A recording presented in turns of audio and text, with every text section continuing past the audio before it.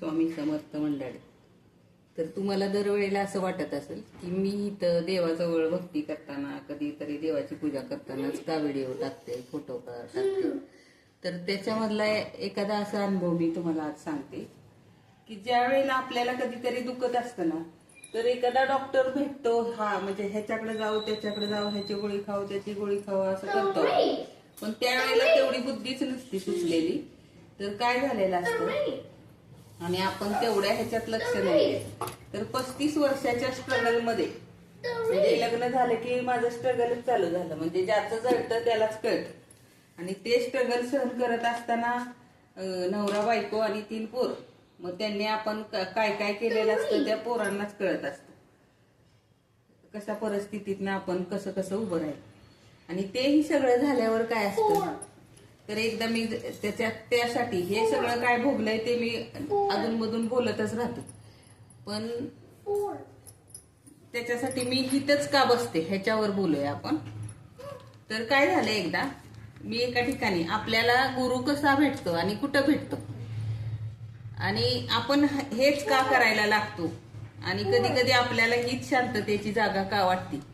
म्हणजे आपल्या जीवाला कुठंतरी गारवा वाटत असलं तर तिथंच माणूस रमतो. मग एवढ्या स्ट्रगल मधनं आणि त्यावेळेला आपल्याला गुरु कसा हात देत असतो हे तुम्हाला मला सांगायचंय.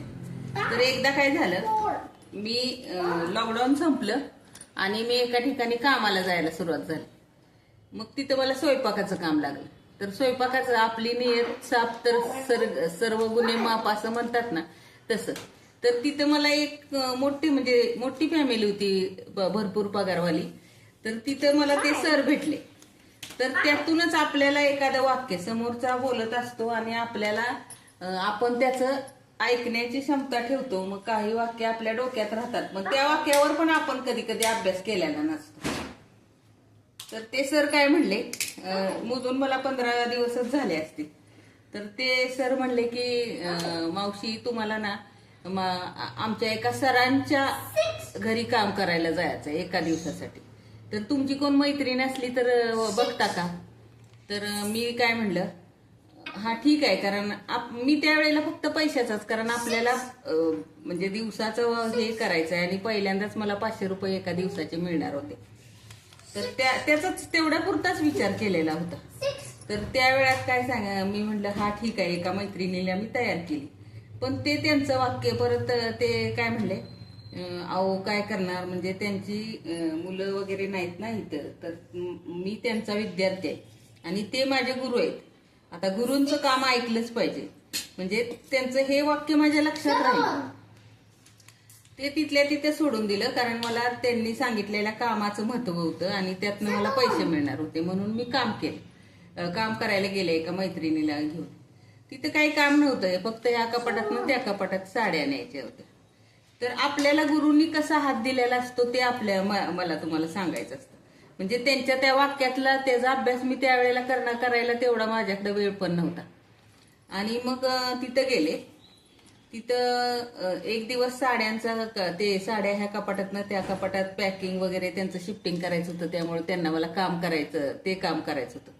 ते काम केलं एक दिवस. दुसऱ्या दिवशी पण ते एका दिवसात झालं नाही. मग त्यांनी मला दुसऱ्या दिवशी पण बोलवलं. दुसऱ्या दिवशी परत मला एक हुरूप चढली की मला 2 दिवसाचे फक्त 1000 रुपये मिळणार आहेत. मग मी त्याच मैत्रिणीला गोड बोलून परत घेऊन गेलो. आणि तिथे ज्या मॅडम होत्या ना, त्या पण शिक्षिकाच होत्या. आणि त्यांच्या अख्ख्या कपाटात फक्त गुरुचरित्र